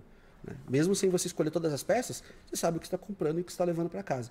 Aí você não precisa confiar no que eu te falo que ela entrega. Você pode buscar o resultado, né? O legal da internet hoje é isso. Você tem 1 milhão de canais que testam, mostram, análise. Então, tu pode procurar o criador que você mais gosta de conteúdo, o lugar que você mais confia em procurar informação. E você pode pegar essa combinação desse item com esse item me entrega o quê? Aí você vai falsear para ver se aquele item é o interessante para você, né? Tava vendo os comentários desse PC, tem, tipo, alguns clientes dizendo, agora sim, chegou, tudo bem, aqui já tô jogando o meu Rocket League. Não precisa de placa de vídeo. É entender que existem públicos diferentes, as pessoas vão ter budget diferente, às vezes a pessoa só tem R$2.000, porque você pode falar, ai, nossa, o PC de R$6.000 é o melhor pra jogar. Tecnicamente sim, mas às vezes a pessoa não tem R$6.000. Ou ela de fato vai jogar Rocket League, vai jogar CS, vai jogar Fortnite. E às vezes ela não é tipo, profissional, eu quero. É comigo que tá hoje na ponta ali, criando conteúdo, etc. Talvez com vocês, também vocês devem ver um pouco disso. Existe a necessidade muito de dar opinião. Todo mundo hoje acha que ela precisa comentar alguma coisa. Às vezes por comentar, entendeu? E tá certo, ela pode comentar. Não significa que ela precisa, mas ela vai lá e comenta por comentar qualquer coisa. E às vezes por ela comentar qualquer coisa ali, não faz sentido. Né? Ontem eu liberei um vídeo. A pessoa falou bem assim, nossa, achei top o PC. Só achei ridículo esse pique 3 em 1 na fonte. Aí eu falei, eu acho que tu tá comentando no vídeo errado. Tu deve ter assistido outro vídeo, daí tu entrou nesse vídeo e tu comentou. Porque nesse vídeo não tem nem um pique 3 em 1, não tem nada, a fonte tá perfeita. Aonde tu enxergou isso? A pessoa não respondeu. Parece que ou era pela necessidade de ter uma resposta, ou de chamar a atenção, ou de simplesmente comentar qualquer coisa. Sabe? Pra às vezes gerar alguns likes e alguns comentários embaixo ali e dar aquela interação, aquele negócio. A gente sabe como funciona as redes sociais hoje. Mas parece que as pessoas sentem a necessidade de gerar alguma coisa ali pra ter alguma coisa, sabe? Um social ali com a galerinha, sabe? E tem muito de acabar julgando toda essa realidade com base no que ela quer. Tipo, se ela quer um computador, sei lá, uma 3060, aí acha que só é gamer se tiver uma 3060. Exato. Não, sabe, às vezes a pessoa só quer jogar um indie, sei lá, quer jogar um joguinho bom. O gamer de celular é menos gamer do que você, por ele não ter uma 3080? Gamer, assim, isso eu acho que já foi discutido diversas vezes na internet afora ao longo dos anos. Eu sempre assumi como gamer alguém que gosta de jogar. Simples assim, sem maiores detalhes. É o mesmo argumento que as pessoas utilizam pra que a gente veja assim, como assim você não jogou Half-Life? Sabe, gamer de verdade tem que ter jogado Half-Life ou qualquer outro jogo antigo, assim, sabe? O pessoal usa, calma, pera, às vezes não era da minha época, por que eu vou jogar? Eu acho que esse tipo de coisa realmente não leva a lugar nenhum, se alguém pensa assim. Assim, às vezes eu trago essas coisas assim, mas não vou me estender hoje aqui, porque uma das áreas que eu gosto de estudar é psicologia, e Freud explica, né? O que tá rolando ali. Mas existe muito essa necessidade de você se sentir pertencente a um grupo. É uma coisa que todo ser humano busca em algum nível, sabe? E quando você coloca elementos para fazer parte daquele grupo, e você faz parte daquele grupo por ter determinados elementos, tipo uma placa de vídeo, um mouse, um equipamento de determinada forma, isso faz te sentir especial, de certa forma, e faz reconhecer os pares que fazem parte desse grupo. Então, outra pessoa que tem algo semelhante a você faz parte daquele grupo. Aquela outra pessoa que não faz parte. Se ela quer tentar entrar no seu grupo, você vai barrar ela um pouco, porque o fato de você ter, entre aspas, o poder de barrar faz você se sentir especial de alguma forma. Verdades que nem todo mundo gosta de ouvir, mas é exatamente isso que acontece, não só com hardware, infelizmente, mas em várias esferas da sociedade. Em relação aos kits que vocês fazem, esse exemplo que eu dei aí antes, ele é um desses montados. E tem o tipo de público que vai querer realmente isso. Até eu já comprei um PC montado de vocês, se eu não me engano, uma vez. Faz alguns anos já. Porque eu tava querendo trabalhar e pensei assim, não estou com vontade de montar um PC. vou comprar aqui. Já comprei peças separadas também, avulso e tal. Isso aí e uma das legal, coisas mais famosas que vocês têm são os kits de upgrade. E esses eu percebi que mudaram, porque eu também já comprei alguns ao longo dos anos aí, e alguns tinham processador, memória, acho que até chegou a ter SSD alguma vez junto ao HD, alguma coisa assim. E depois vocês foram meio que condensando eles um pouco, aí passa a ter placa-mãe, memória e processador, ou só placa-mãe e processador e tal.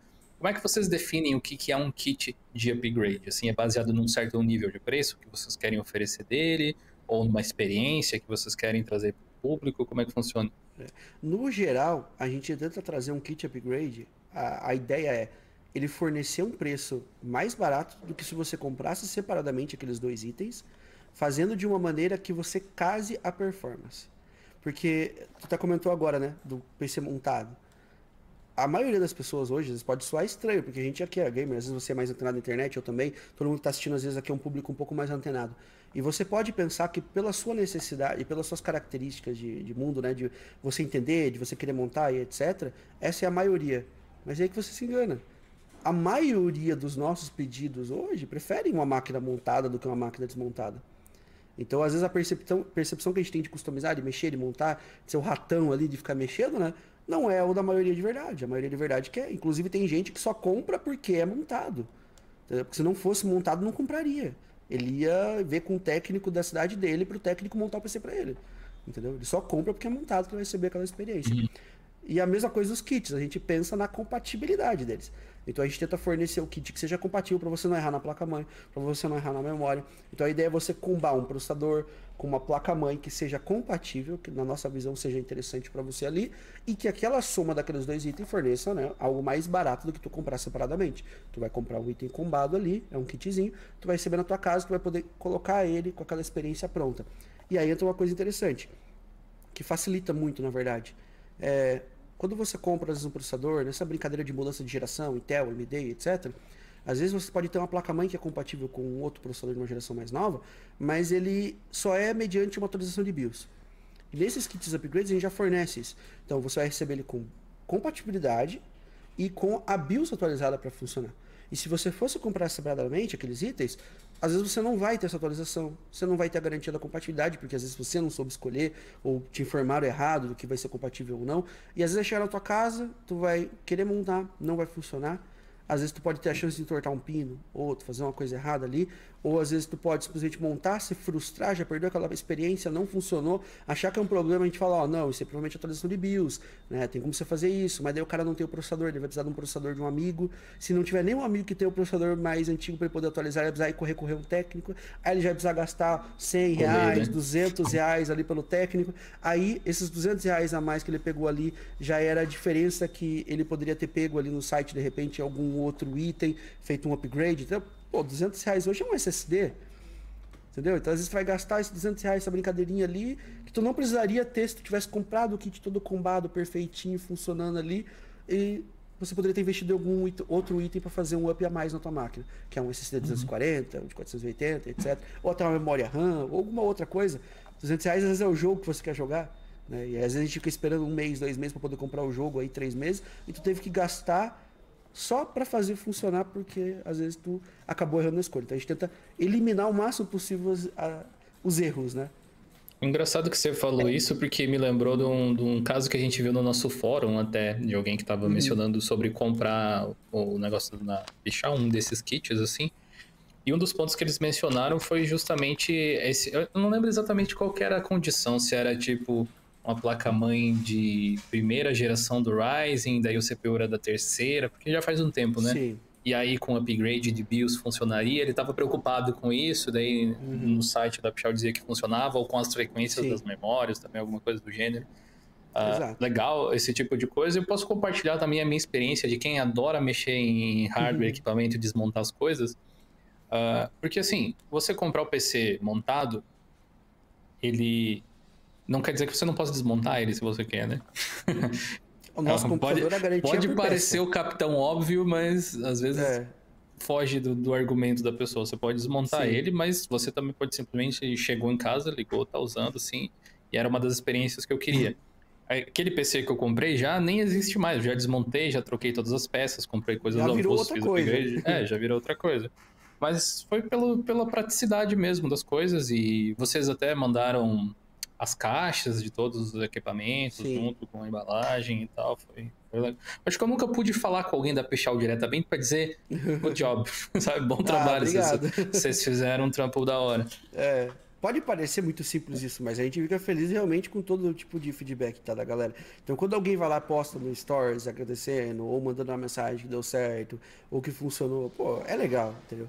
Não tem como a gente dar atenção pra todo mundo, e, né, por exemplo, no meu perfil pessoal, tem muita gente mandando mensagem, não tem como eu abrir um chat e uma conversa extensa e brincar e falar um monte com cada pessoa, né? Mas a gente fica feliz de ver. Aliás, às vezes aparece uma mensagem pra gente, cara, eu vi a mensagem, tá? Tava ali, eu vi a compartilhamento do Stories, tava ali só. A gente só não tem tempo, às vezes, né, pra estender uma conversa, porque senão a gente precisaria de tempo infinito ali, né? Mas a gente fica muito feliz por saber que tá no caminho certo. E às vezes até o feedback negativo. Muita gente acha que, vocês não gostam de receber a crítica. Não, a crítica pra gente é importante. Porque é através da crítica que às vezes o gerente vai saber que tem algum procedimento ali dentro que estava sendo feito errado e ele achava que estava sendo feito certo. Então, e é através da crítica que as pessoas colocam um feedback às vezes, negativo sobre alguma coisa, daí ele pode corrigir. Porque às vezes para ele estava sendo feito certo. Foi passado o procedimento certo. Mas são pessoas, são humanos, né? Tem mais de 500 funcionários aqui dentro, né? Colaboradores junto com a gente. Então, às vezes pode ter alguém ali que não estava num dia legal, né? Que não tá, a gente sabe como é que é uma empresa. Pode ter uma pessoa que não estava num dia legal e ela vai fazer uma coisa errada. E, às vezes, essa coisa errada vai respingar na pessoa final, né? Então, a gente precisa corrigir esses pontos, precisa saber. Então, o feedback negativo também é importante, tá? A gente quer só que seja positivo, né? Eu quero que seja maravilha. Por mim, se não tiver nenhum problema, melhor ainda, né? Nessa questão de desktop, eu tenho uma experiência um pouco contrária do Jill, na verdade, porque, tipo, eu tenho um pouco de pavor de ficar mexendo com desktop. Meu penúltimo desktop que eu tive, eu fui comprando as peças separadas, conforme ia achando promoção, vai ver, acho que quase 2 meses, vai, comprando tudo. E aí pensei, não, vou montar, né, vou montar por conta própria, vamos lá. Aí fui, montei tudo, no medo, né, de só encostar na placa e já queimar. E aí fui encaixando o negócio, aí não encaixava direito, ai meu Deus, vou quebrar esse negócio, eu tentei encaixar, desencaixar. Só que tinha que fazer força, só que eu ficava, tipo, eu não sei até que ponto eu posso fazer força sem quebrar. No final das contas, não consegui montar. Tive que gastar dinheiro ainda pro técnico montar. Aí ele montou no dia seguinte, peguei. Imagino que ele deve ter pensado, nossa, dinheiro mais fácil que eu fiz na minha vida. Aí o meu outro desktop que eu tive, comprei na Pichau, inclusive, comprei montado. Inclusive, tipo, realmente foi uma experiência sensacional, porque tipo, comprei, acho que em menos de uma semana eu tava em casa. Foi super rápido. Chegou bonitinho. Eu adoro um cable management, apesar de, tipo, aqui a situação não tá muito legal, mas eu gosto, aí, tipo, e o fio tudo bonitinho, tudo encaixado. Eu cheguei e simplesmente liguei o computador e ele funcionou. Isso é legal. Sem precisar passar pelo desespero. E o legal, né, de ser um desktop, é porque eu depois comprei uma placa de vídeo e sim, coloquei no medo, mas coloquei. E, tipo, só coloquei ali e funcionou, sabe? Hoje tô no Mac, né? Então dá pra ver o meu desespero de montar PC, mas tive uma experiência assim sensacional. Eu sou misto, eu experiencio os dois. Tanto o computador como a parte de Mac ali, eu utilizo os dois sistemas e tento experimentar sempre os dois, sempre tô na linha. Eu também. Tem coisas que um é, praticidade, facilidade, coisa rápida, abriu aqui, funcionou, bateria infinita e etc. Já o outro é um negócio pra estar ali, pra você sentar, pra você curtir um momento, pra você, né, fazer a tua vibe. Bem, mas uma coisa que me chamou atenção agora que o Raul falou, eu nem lembrava que você tinha comprado o PC na loja da Pichau até, aquele último que você tinha. Mas a logística do negócio, porque eu tô no Rio Grande do Sul, o Raul tá em São Paulo. O tempo que levou pra chegar o gabinete, enfim, o PC montado foi basicamente o mesmo, se eu não me engano, em torno de uma semaninha, um pouquinho mais, assim. Qual que é a moral, assim? Tem alguma logística especial em Santa Catarina? Tipo, o posicionamento regional ajuda vocês a entregar para o Brasil? Como é que funciona? Olha, eu vou ser sincero, na parte da logística em si, ela na verdade é desfavorável se você for pensar no sentido, né, posicionamento, né? Ele é desfavorável. Se a gente tivesse um pouquinho mais pra cima, ajudaria um pouquinho mais. Ficaria mais interessante. Paraná mesmo, a Curitiba. Isso, talvez São Paulo até, Espírito Santo, aquela região ali, que daí você tá mais no meio, né? Você consegue abraçar os outros lugares melhor, né? Às vezes por terra mesmo, né? Não precisa de avião e etc, outras coisas. Mas eu acho que de maneira geral, boa parte de ser rápido é as parcerias que a gente fecha com transportador e com correios, né? A gente pode hoje se orgulhar de falar assim, a gente consegue entregar em São Paulo, na maioria dos casos, em menos de 24 horas. Então, tu comprou por Pix, o produto sai daqui no mesmo dia, você tem a certeza que em menos de 24 horas úteis vai estar chegando em algumas regiões de São Paulo. Então, é todo um trabalho logístico, que tem que ser rápido aqui internamente, ou seja, a gente tem que ter um sistema bom de logística interno, tem que pegar o pedido logo, tem que ser processado, tem que ser feita a nota, tem que ser conferido, tem que ser embalado, e tem que sair muito rápido daqui. Para quando sair daqui, a transportadora ou Correios, eles têm que fazer o serviço deles extremamente rápido também. E hoje a vantagem é que, por ter muito volume, essas empresas, elas fornecem serviços muito rápidos. Às vezes de avião, pega daqui, leva para São Paulo. Eles têm voos fretados, né, que fazem esse transporte. E por isso que a gente consegue garantir uma velocidade muito grande. Às vezes você pensa, dependendo do lugar que você vai comprar, às vezes em São Paulo, a gente sabe que a peça está ali na hora, mas tem muita coisa específica que você vai comprar, ele vai falar, eu consigo para você para amanhã, né? Então, pense, se você tá ali dentro da cidade, o cara já vai te conseguir para amanhã, pense, a gente tá aqui do outro lado, a gente consegue te entregar amanhã também. Entendeu? Seria mais ou menos a mesma coisa, vai receber na tua casa, na porta ali da tua residência ali, com garantia total, tudo tranquilo, embaladinho, bonitinho, entendeu? Tipo, entrega pra todo o Brasil também, né? Claro, imagino que pro norte e nordeste deve demorar mais e tal. A gente fala, qualquer lugar onde o correio ou o transportador atende, a gente atende. Então, se existe transportador entregando e existe correio entregando, nós estamos lá. Pode até soar um pouco estranho eu dizer, mas agora a gente pode fazer um pouco de merchan pra Pichau do conteúdo que vocês criam, né? Porque a marca meio que extrapolou um pouco essa coisa de venda, simplesmente. O canal do YouTube tem esse viés também de mostrar os produtos, de trazer promoções e tal. Mas também vocês ensinam coisas, vocês trazem conteúdo de entretenimento, vocês trazem dicas, essas coisas assim nas redes sociais também. E uma coisa que eu não sabia que existia, mas você falou antes, em off, até nem lembro se a gente tinha falado aqui quando começamos a gravar o podcast, mas existe um podcast da Pichau também. Eu gostaria que você falasse um pouco mais, porque parece que tá voltando, vai ter novos episódios e tal. Conta um pouco pra gente disso. Isso, a gente tinha um podcast pra galera que acompanha no canal, era o ProCast, e ele ficou online durante 1 ano, tá? A gente estava num outro estúdio, num outro local, e daí a gente fazia lá durante 1 ano. Ele era focado em presencial a princípio, então a gente trazia a pessoa, era uma logística um pouquinho maior, tinha que trazer estilo flow. Foi bem no início dos podcasts, a gente também criou o nosso ali junto, na mesa um pouco depois, óbvio, né? Foi baseado na ideia dele, só que voltado ao mundo da tecnologia, do hardware game. E a gente brinca que a gente trazia todas as tribos ali, só que todas elas tinham que ter uma pontinha no gamer, sabe, no PC. Então, pô, a gente trouxe o cara que era piloto de drift. Aí você pensa, tá, por que você trouxe o cara pelo drift? Primeiro porque a história do cara é interessante, como funcionava, super queria saber como é que era uma competição de drift, como é que foi os eventos que ele participou lá fora do Brasil, representando o Brasil, etc.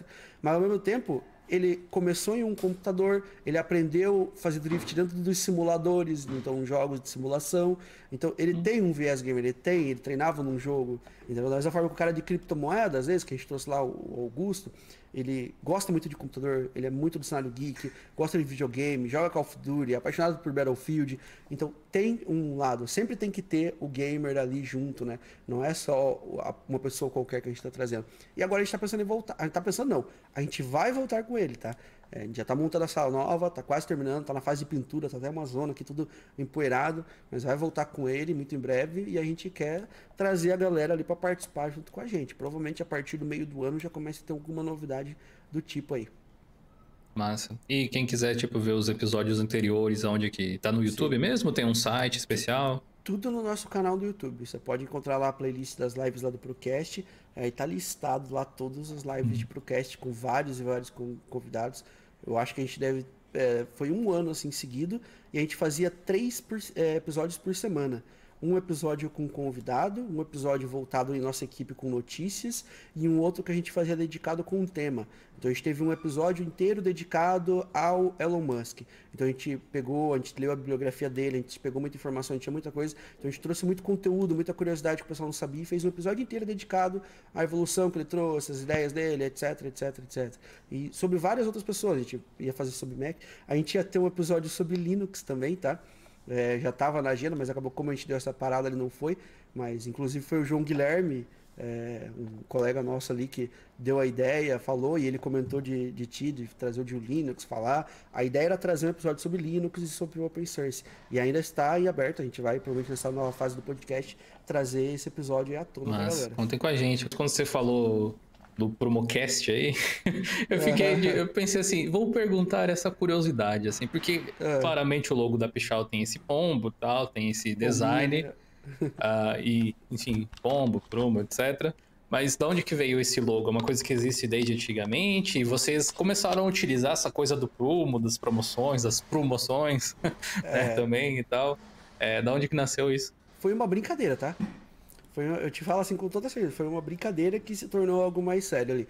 Porque a gente, lá atrás, na época usava mais o Facebook ali, de maneira geral, tinha a página do Pombo. E era a página do Pombo, e tinha um monte de meme de Pombo, era uma página bem grande, tinha milhões de seguidores, sabe, de meme. E a gente sempre, não sei se já notaram, mas a gente sempre apoiou umas páginas de comédia, então de brincadeira, de zoeira, a gente sempre foi do meme, de brincar com meme na internet. A gente entende que a internet é comédia, pra você compartilhar, todo mundo gosta. Quando você olha uma coisa séria, você geralmente não compartilha, mas quando você vê um meme, tu manda pra um amigo. né? Tu vê um meme, tu vê um negócio, tu manda. Então a gente ganha um marketing de graça com isso aí, né? Então a ideia é sempre essa brincadeira do meme, porque a gente entendeu que sempre o meme, ele deixa uma pessoa feliz e ao mesmo tempo você vai ganhar na conversão depois com o compartilhamento. Então a gente falou, vamos produzir, vamos brincar muito com meme e fortalecer essa cena. Então a gente patrocinava uma página do Pombo, que tinha os seus pombos, a brincadeira lá, tudo. E durante muito tempo foi isso. Então, várias vezes em promoções que rolavam no site, a gente fazia a promoção em parceria com eles, daí botava no logo, no banner do pombo, fazia aquela brincadeira e dava super certo. Super certo, tá? Vinha aquela galera em peso, engajava, porque a gente soltava vários memezinhos em parceria e brincava na época do Facebook. Porém, por dar certo, concorrência não vai gostar. Então a concorrência, um belo dia, numa Black Friday, ela foi fazer um evento de Black Friday lá, todos os fornecedores, as marcas ali, né? E todo mundo é amigo, a gente se conhece, né? Não tem essa de você não conhece o cara, não fala o cara, não, a gente se conhece, todo mundo manda, ele tem o grupo do WhatsApp ali dos caras, troca ideia. Então daí os fornecedores mandaram, cara, os caras estão zoando vocês. Aí a gente, mas por que estão zoando? Os caras começaram a tirar sarro do pombo. Porque eles acharam que o pombo era uma identidade nossa, não sei o que lá. Aí colocaram uma ideia super suja, apresentaram no palco pros fornecedores. Ah, tem não sei quem aí que usa o pombo como imagem. E o pombo, pô, é um rato que voa, um negócio super, super urbano. Que coisa é essa dos caras usar? Não tem nada melhor pra colocar, né? E falou, cara, os caras pegaram na corda, né? Quando alguém pega na corda, você vai fazer uma brincadeira com alguém e a pessoa fica puta ali, né? Aí você fala, Leva a brincadeira agora a sério. é a hora que eu vou, agora é a hora que eu vou, né? Vou cutucar ali e vou levar a sério a brincadeira e ela agora, né, não tem mais o que ela fazer. E foi mais ou menos isso que a gente fez. A gente falou, então tá, já que doeu, funcionou, né? Então a gente vai levar isso a sério. A gente começou a trabalhar numa identidade baseada, teve alguns outros conceitos ali legais, a gente baseou mais ou menos na ideia do pombo e levou ele a sério e trouxe até hoje, porque daí virou uma tiração de sarro. Porque daí que a gente começou a fazer mais meme com o pombo, a gente começou a brincar mais ainda, e a gente virou mais da zoeira ainda. Aí a gente começou a levar a zoeira para outro nível, porque a gente pegou outros temas e outras brincadeiras, aí sacaneava eles, zoava eles, brincava, tirava sarro. Só que daí, quando a empresa, por exemplo, é de pessoas mais velhas, talvez, mais sérias, ou de outra época, elas podem levar a brincadeira de uma forma meio ruim. Pra gente era pela zoeira, era pela sacanagem, sabe? A gente fazia uma sacanagem ali. Só que daí aí que fica legal, né? Daí você vê que você não gostou, daí você sacaneia mais ainda. Resultado, nesse exato momento aqui tem um pombo fantasiado de coelho no site da Pichau. Exatamente. E tá até hoje, cara. Ele virou identidade, a gente leva e vamos levar pra frente. Juninho, muito obrigado pelo seu tempo, principalmente, pela sua participação. Foi muito legal poder te receber aqui. Espero que você possa voltar mais vezes no futuro. Você é uma pessoa muito simpática, muito querida, dá pra perceber. Obrigado. E também muito apaixonado pelo que faz aí. Manda um salve pra toda a galera da Pichau que ajudou você nessa aqui. Eu vi que tinha um rapaz trocando aí a bateria e tal. Quem dera eu tivesse um assistente assim também. Mas, enfim, você pode usar esse espaço no final pra falar o que você quiser, divulgar suas próprias redes sociais, além da Pichau, se você quiser. Mandar o pessoal te adicionar pra jogar um CS, não sei o que você faz aí nas horas vagas, enfim, fica à vontade. Acabei que eu nem comentei muito sobre o que eu jogo nas horas vagas, cara, mas eu costumo não jogar muitos games do momento, assim, eu jogo mais jogo velho e eu gosto muito de simulador. Eu jogo Flight Simulator, eu jogo Assetto Corsa, mas é isso quando eu jogo. Porque por eu estar aqui enfiado nesse universo o dia inteiro e fazendo isso o dia inteiro, às vezes eu chego em casa, só quero pôr o pé por cima, sentar, tomar uma Coca-Cola gelada e assistir uma série, ver uma coisa diferente, daí não quero mais sentar no computador e ver um jogo. Eu entendo, mas ainda jogo sim. de vez em quando, sabe? Até o VR, eu tenho um VR lá, o VR fica parado, dá até dó do VR. Eu tô querendo trocar um VR por um Switch pra ver se eu jogo melhor um pouco no Switch. Porque o VR tá parado, lá eu não tô mais jogando. Mas quem quiser me seguir lá, o meu Instagram é @luiz_ctjr. Ele tá escrito Juninho, tracinho Pichau Informática lá. O da Pichau é @pichauoficial, que você pode encontrar também.